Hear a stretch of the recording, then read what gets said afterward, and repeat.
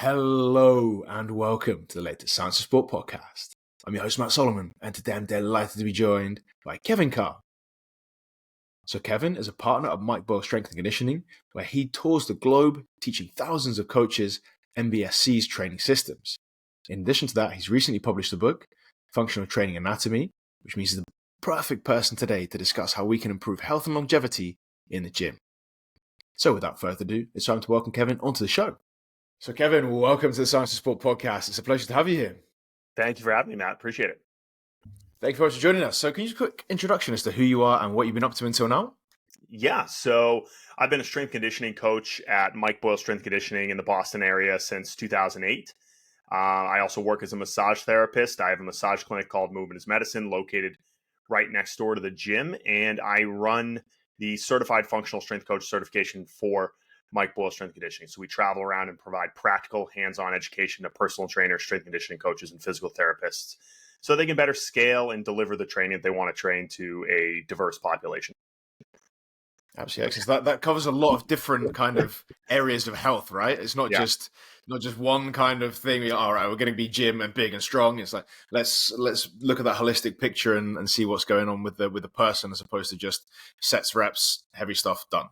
Yeah, well, I mean, it's interesting. I've seen our practice at MBSC really change. When I started in 2008, we were really a sports performance facility. We had maybe a sprinkling of general population clientele, but now, about 60% of our revenue is driven from the everyday person, our adult group training, our one-on-one or small group personal training. And so we've kind of really shifted our approach, our message, and how we program, not just for the athlete, still a large part of our business, but also for the everyday person. And so it's kind of driven a lot of my attention to servicing those people. I mean, they coming in with the problems that the everyday person has, whether it's metabolic issues, whether it's joint issues that come with aging. And so our approach has kind of come to met that need that we've started to see in our business. Absolutely excellent. So we've obviously touched on a load of those things later, and yeah, you can kind of get into the depths of how you train those people as opposed to athletes. But what do you think are then the key differences between people, the general population who come in and they want to be happy, healthy, compared to the athletes who are there to really, really drive change and really push the envelope in that sense?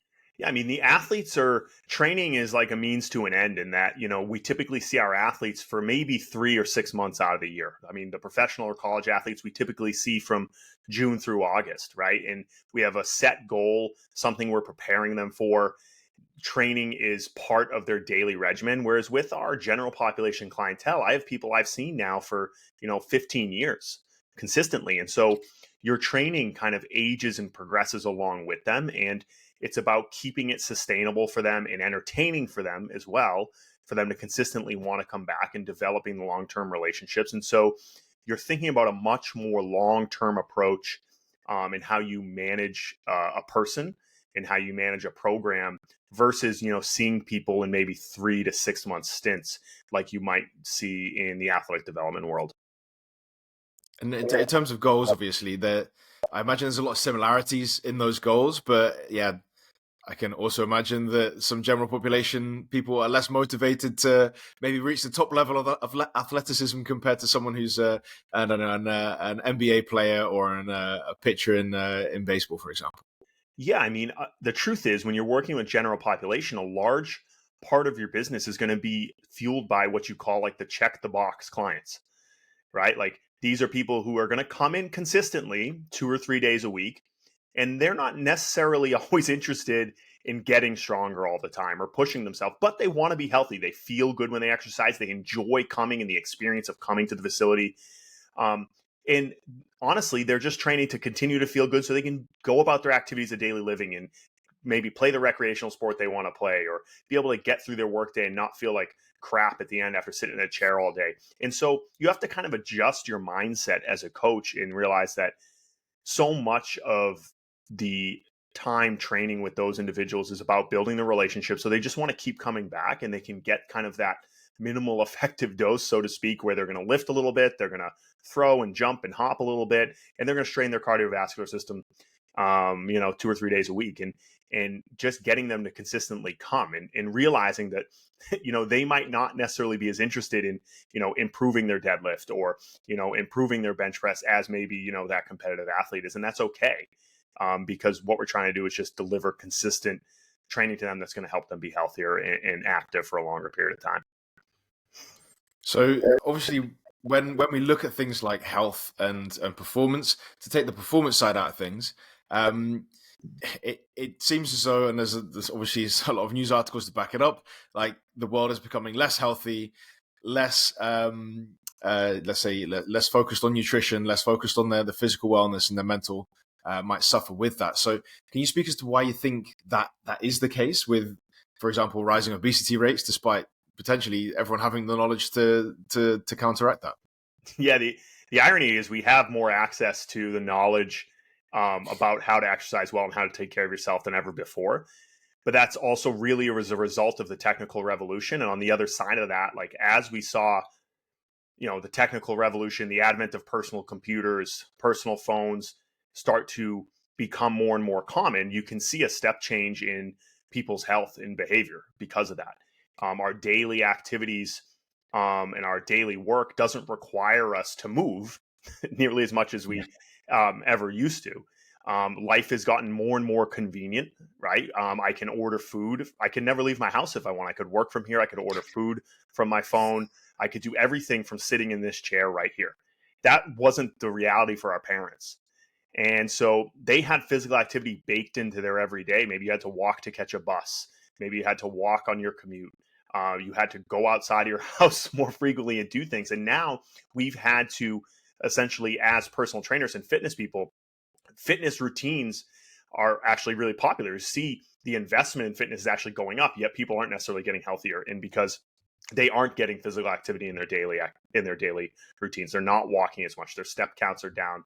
And so despite us, having more health information, us thinking, hey, the coaching and fitness products and services that we have out are better than ever, we're still not reaching enough people and getting them to move. And so I think sometimes the conversation goes outside of, what we need to do in the gym and what we can try to get people to do in their daily lives. Even some of my clients, despite the fact that they might come see me 2 or 3 days a week, they're getting less physical activity in their day than they might have, 5 or 10 years ago. And so talking to them about things to do outside, like being able to walk or choosing to take the stairs, all those things seem small. Those movement snacks add up over time.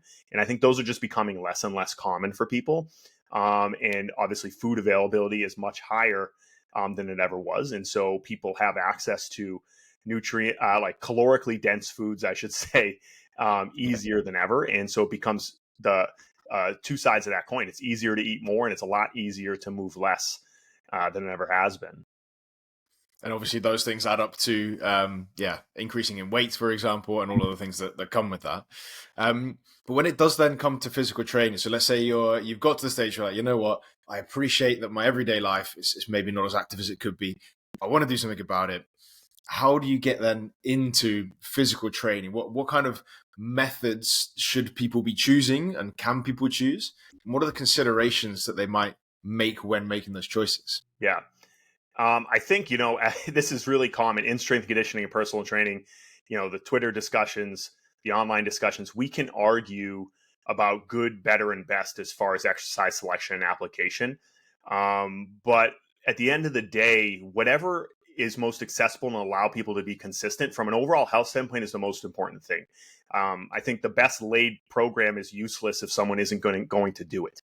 And so lots of times with my clients, luckily, if they're coming to me, then they already probably think like, hey, I want to strength train. But within that, figuring out what approach is going to allow them to do it most consistently. I would rather you come in consistently twice a week and do something that is a little bit more moderate and regressed than, you thinking every time like, crap, I got to go see Kevin again and work out.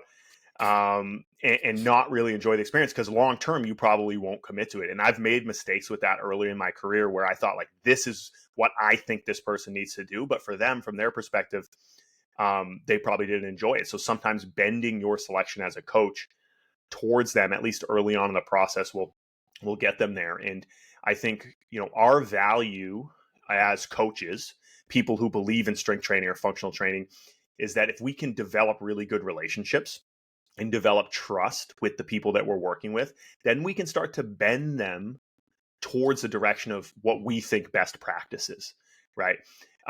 Because they start to think, okay, this person has my best interest in mind. I'm willing to work a little bit harder. I'm willing to, try some of the things that they're trying to get me to do. Because you imagine like the general population person off the street who doesn't have much exercise experience, walks into MBSC for the first time, and there's music playing, there's a bunch of athletes working out, there's jerseys on the wall. It's an intimidating experience. And then you take them into that training program, and it's probably unlike anything that they've experienced, right? They're going to foam roll and stretch. They're going to warm up. They're going to throw med balls. They're going to skip and jump and hop, and they're going to be like, I have no idea what I'm doing. And getting them to, be comfortable in that environment means taking baby steps. At our staff meeting this week, we had a big conversation about like putting ourselves in the shoes of a beginner. Like, what does it feel like to come into this place for the first time? And for us, it's just our everyday life. Like it's like walking into Cheers from the TV show. Yeah, everyone says hello. Everyone's happy to see you. Yeah, everybody knows your name, right? But for the average person walking in, they're like, oh my God. And it can be overwhelming. And so I think bringing ourselves kind of down to their level and making it as accessible early on gets buy-in. And then we can start to get them to do what we think is best practice. So whether it's mobility work every day, doing some power work, strength training, cardiovascular work, a well-rounded, functional training program, as we would term it, I think is what I would identify as best practice. But sometimes we have to kind of bend it towards the client's expectation, and that old saying, meet them where they're at, to kind of get them to move that direction. Absolutely excellent. So when we take those things into consideration, you've mentioned a few different types of training. So you've got, for example, you're going to do mobility stuff, you're going to do some strength training, some cardiovascular work. Are there any things that you think, that's either overrated or that's probably where people shouldn't be beginning when it comes to health and fitness? I think maybe things like 95% power lifts, for example, or I don't know. Are there any things that you're like, just stay away from that until you've really got the basics nailed? Yeah, generally with most, regular everyday people, general population clients, they're not going to touch a barbell. And I know to like some of the strength training traditionalists, they're probably slamming their hands on the table listening to that. But in reality, like an entry level program for us looks a lot like, a kettlebell deadlift, a goblet squat, a split squat, a reaching body weight single leg deadlift, some dumbbell rows or TRX based rows, and some work with like a Kaiser machine, like press outs or chops and lifts, like really the basics, and getting them brilliant at that. And it's really kind of amazing how much mileage you can get out of a really basic program with the everyday client who comes in to see you for long periods of time, for them to start to build basic movement skills, basic strength capacity, basic cardiovascular health before we start to take that next step. I think, in fitness is always this thing where the average person is really attracted to the extremes because they see it, right? Fitness is unlike anything else in that the average person sees it on TV, sees it on social media, sees it in magazines, and they're always seeing like the most jacked person, the strongest person. They think, oh, I'm going to do that. In reality, you're not going to do that. And so being able to... Some harsh words right there. Yeah. But you're just not going to do that. It's the truth. And so getting them to understand like, hey, like my program's really boring. I do a lot of the same stuff every day in and out, but that's generally what makes people successful long-term, is a commitment to doing those basic things really well. And I know that's not necessarily exciting, but that's the truth of doing this for years and years at a time. I think that's very, very good and wise advice, of course. Yeah. And you mentioned strength training. So what is the role of strength training in longevity then? So if we're looking for general health and happiness for a long time, how does strength training play a role in that? And how does that then change for example, someone who's 30, who's for the first time worried about their health and they've gone, ooh, that was a little bit difficult walking up those stairs, all the way through to like the 90-year-old who's going, yeah, I want to work with my great grandkids on the floor and get up and down and do all those great things. Yeah, I think of all modes of exercise, there's no way to train that provides a bigger upside in a lot of categories than resistance training, right? We know that strength training reduces all-cause mortality in older adults. We know that grip strength is directly associated with improved cardiovascular health outcomes, better outcomes for people who are suffering from diabetes. We know it lowers chronic inflammatory markers. We know it has an impact on depression. And we know we can get a cardiovascular benefit from it. There's very few interventions that you can provide that provide larger upside than strength training. Obviously, improvements in bone density, improvements of activity of daily living for people as they get older, like you mentioned. And so for us, that's the heart of our entire program. And, you know, they always say it's strength and conditioning coach. And like, we definitely favor the strength end of things. But I think that, I mean, if I can start to get, you know, even the younger kids, we know that if they invest in strength training at a young age, maybe they're doing it for sports performance. We know that as they get older, the muscle mass and bone density that they develop at a young age is things that they carry with them into their older age, right? And they're not necessarily thinking about what they're going to be at 40, 50, 60 years old. But I always kind of smile when I see the kids training because I know the long-term benefit that they start to develop, not only the habit building, but the actual physical development that they get from that at a young age carries on with them. You think about our people in our adult program, our younger adults who are, you know, in their 30s or 40s who, you know, you want to be able to maintain that muscle mass. We know once we get north of like 35, it gets harder and harder to build and maintain muscle mass as we get into our later years. And so I was telling them we want to pack on as much as we can now, because in reality, once you get into your 50s and 60s, that's what you're taking with you. And I have clients in my 70s and 80s who are still lifting twice a week consistently, pushing sleds, doing split squats, doing goblet squats, doing push-ups, doing dumbbell bench. And for them, I look at them and I think like, that's who I want to be when I'm that age. These people that I work with, generally, they're very active. They're traveling. They're spending time with their grandkids. They're taking on new activities. They're not necessarily scared to do it. And so strength training, they always say, if you could pick one, I would tell people to lift weights because you have the highest upside. It checks the most boxes as far as, you know, overall impact on our health, more so than pretty much anything else that we can provide. And when it comes to then looking at exercises, for example, you mentioned a few already. Mm-hmm. Are there any exercises that you particularly lean towards, especially when people start to get a little bit older, start to advance in years? Maybe they look little grumpy shoulders or hips which don't quite do what they used to do. Yeah. All of those good things. Are there any exercises that you particularly look towards or types of movement which you think, oh, you know what, that's really big bang for buck stuff? Yep, I think that especially for some of my older populations, I'm still kind of prioritizing unilateral based work. And it could be body weight, like resistance training is, you know, your resistance could be your own weight. But I think especially as you get older, we know after 60, you know, your biggest risk for death is an accidental fall, generally speaking. And so it's really kind of scary when you see some people come in who are, you know, 60, 70 years old and they can't even stand on one foot for 10 seconds. And you always think like, I hate to see where they're going to be 5 to 10 years from now. And so some things as simple as split squats, reaching single leg deadlifts. Maybe we start to add a weight to that. Maybe you get to single leg squats, start to develop, you know, multiplanar hip stability, single leg strength, and improve their vestibular system. I've seen people who couldn't stand on one leg who are now doing single leg deadlift with like a 20 kilo bell in their hand at 60. And to me, I think like, that's someone who hopefully can live independently for a long period of time. Most people are really afraid of that back slope where you lose your independence, but you're still alive. It's usually, you know, not a fun experience for people at that age. And so I always think prioritizing lower body strength, trying to do it unilaterally if possible, but goblet squats are a big piece of that as well. And then just simply, can they get up and down off the ground? You see some people who are, you know, older and their ability to simply, if they're on the turf in the gym and ask them to stand up, you watch them and you think like, that doesn't look easy for you. And to me, that doesn't necessarily mean doing something like a Turkish get-up. It might be as simple as pairing standing-based exercises with ground-based exercises. So they're forced to get up and down off the ground, you know, multiple times within the workout, and thinking about that as part of the program. So you kind of sneak that in your creative programming at the same time. And so I just try to think about like, what do I want my parents to be able to do? You know, they're, you know, 64, 65 years old. What do I want them to be able to do with my daughter as she gets older? And like, how would I program for them?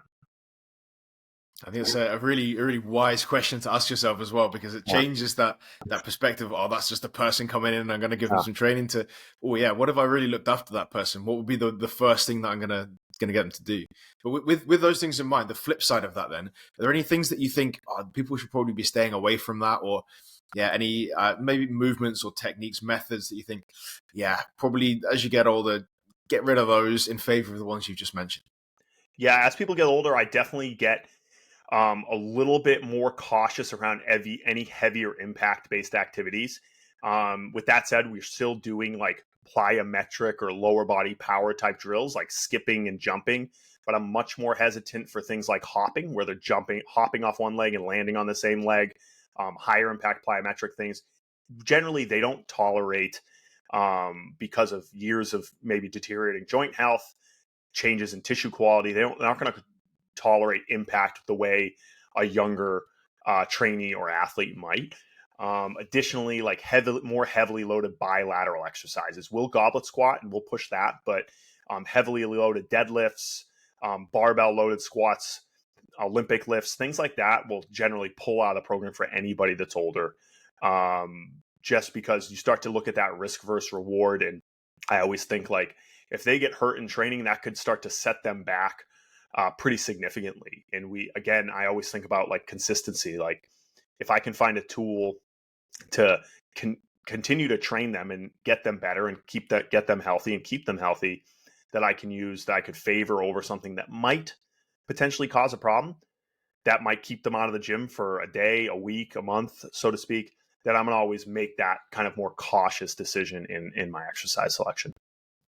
I'd say it sounds a lot then like you're being, yes, cautious, but obviously playing that long game where you're like, you know what, if they got injured now and we lost, I don't know, 10 training sessions, Yeah. then actually that's 5 weeks worth of work potentially.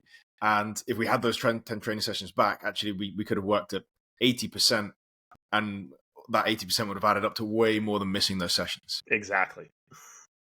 So when it comes then to writing a program, or to programming for people with advancing years, let's put it nicely, what kind of program are we looking at? What if I walked into the gym tomorrow with you? What are you going to program me if I'm, let's say, 40, 50, 60 years old, and you go, oh, you know what, a little bit of aches and pains. Talk us through how you're going to address those situations. Yeah, we always say, especially with our adult clients, we say to our coaches, functional training is a recipe, not a menu. And so we kind of follow that same recipe with maybe changes in proportion. And so when they come in, we're going to get everyone to do some sort of mobility work, getting onto a foam roller, starting to reduce that resting tissue tone. Generally, it's going to create, what I always say is like a neurological window of opportunity for them to move and feel a little bit better. That's going to be about a 5-minute investment. And then some sort of full body mobility. As people get older, I'll start to invest a little bit more time with my population in that period of the workout. So whether it's ankle mobility, hip mobility, T-spine, shoulder, cervical, especially for some of our older clients, something as simple as like neck rolls, getting them to invest, 5 to 10 minutes in that type of work right off the bat. And we program it in because in reality, they're probably not going to do it on their own. And so if they can get it force fed to them the 2 or 3 days a week they see us, we're making sure that they're at least getting that. And then we're going to get into some sort of active warm up, right? And so this becomes also increasingly important for our older populations because it takes them a little bit longer to get the engine going. The tissue needs to get warmed up to get a little bit more elasticity. So some body weight based exercises, typically I'll have them squat, I'll have them hinge, I'll have them lateral squat, to get their hips moving in a variety of directions. And then I like to get into like a dynamic warm up, whether that's, kind of like what we do with our athletes, skipping, shuffling, karaoke. I always think in a warm up, I want them to move forwards, move backwards, move sideways, and to rotate. You realize as people get older, their movement world gets smaller, right? Everything is like they sit up from their chair, they walk to their breakfast table, they walk and sit in their car, they walk to their desk. They never move outside of going forward. And so bringing back kind of the neurological ability to cross the midline and rotate and have that coordination, it's amazing with the adults. At first they feel silly, but then you see them laughing, they're having fun, and you're kind of bringing them back to being a kid again. So whether that's like a dynamic warm-up where you're skipping and shuffling, or using something like a ladder drill and just having them go and do crossover, 1-2 stick, forwards, backwards, getting them to move in a variety of directions, you check the warm-up box, you warm them up, get their nervous system going, but then they also have fun. And I think that's a big part of it. And then we're always going to do some sort of light implement power, we term it. So throwing a med ball, usually a best friend for a general population client. They can move it fast, move it hard with low injury risk. So we're doing things like side tosses, chest passes, slams, whatever the variety we might choose for that day, with some sort of lower impact, lower body power, whether it's a box jump, a power skip, a hurdle jump, a bound, something that they can start to work on their ability to not only accelerate forcefully, but in control deceleration, their ability to land and stabilize. Usually stability focused plyometrics, we're going to have them stick the landing. And that usually takes us to about 25 minutes or so. And then we head into the weight room, and it's pretty much always going to be a full body approach. With people who are coming 2 or 3 days a week, we're going to favor really like a full body approach where they're going to do, hip dominant, a knee dominant, a push, a pull, and some core based exercise. And we're going to spread that out typically over 3 trisets or pairings in the workout. So the way it works in our gym is, they come in, maybe they do goblet squats or kettlebell swings paired with, some sort of core based exercise, maybe some active rest and mobility work to kind of feed some more of that stuff into the program. They'll get into some sort of main lift, whether it's, a dumbbell bench or an incline dumbbell bench, a split squat, some rows, really kind of the meat of the lift right there. And then afterwards, another kind of pairing or triset where it might be something like farmer carries, some work with the Kaiser chops and lifts and press outs to get some trunk work. And then in that final kind of 10-minute to 12-minute piece of the program, we're typically going to do some sort of cardiovascular conditioning. And depending on the clientele, maybe if they don't tolerate impact well, the Airdyne bike is, kind of our best friend. We have a whole bunch of them. Most people can do that without a lot of orthopedic downsides. So things like interval-based work where they're going to, sprint hard for 20 seconds, rest for 10, or maybe some longer-based intervals for distance, like 2/10 of a mile, 3/10 of a mile, rest, let their heart rate come down. And then we'll have some people who might do things like tempo runs on the treadmill or outside in Boston when it's nice out for some conditioning-based work. And that's going to kind of round out the hour for kind of our average adult client who might be in one of our group sessions. Absolutely excellent. I think it's a really interesting insight into your thought process, but obviously then how you apply that as well. So it goes from all of the maybe obvious stuff, nutrition, move well, move more, through to, okay, what are we going to target, strength, conditioning, etc. Mm-hmm. And then how you're going to do that exactly within the gym, right? Mobility, important stuff there, and how you then address some of the issues which people face. So absolutely excellent stuff. Kevin, massive thanks for your time and effort today. It's been a pleasure talking. Where can people find a little bit more about you and what you're up to? Yep. So if you're looking for education from us, we travel all over the world with certified functional strength coach. We're pretty much doing events every single week in the U.S., outside of the U.S. And so if you head to cfsc.inspire360.com, you can see all of our course offerings, live in-person workshops, as well as our online courses. If you're looking for me on social media, you can go to kev_in_car.com. I couldn't get my full name. But you can find me. I know you're going to tag that in the show notes to be able to find me. And that's where any information about where we're going, what I'm doing, what's happening in MBSC, you'll be able to find that there. Perfect. So Kevin, massive thanks for your time and effort. It's been a pleasure, and I look forward to speaking again soon. Yeah, thanks for having me. My pleasure. Cheers, buddy. And that's it. Once again, a massive thanks to Kevin for all of his hard work on today's podcast. I really appreciate it. I'm sure you do at home too. Before you leave, I want to point you in the direction of the Science of Sport Coach Academy. The Coach Academy is an overgrowing library of sports science courses which are broken down into bite-sized chunks. So if you enjoyed today's podcast and you want to get your hands on some great sports science information, all you have to do is click the link in the show notes and you can get into the Coach Academy completely for free for the next 7 days. And what's more, every time you complete one of the courses, you'll get a certificate of completion which will prove your ongoing education. And if you've enjoyed today's podcast, it'd be fantastic if you could recommend us to a coach, a colleague, an athlete, or a friend. That means that we can keep bringing the best possible guests and best possible content. And that's it. Once again, a massive thanks from me and Matt Solomon for Science of Sport, and I'll speak to you next week.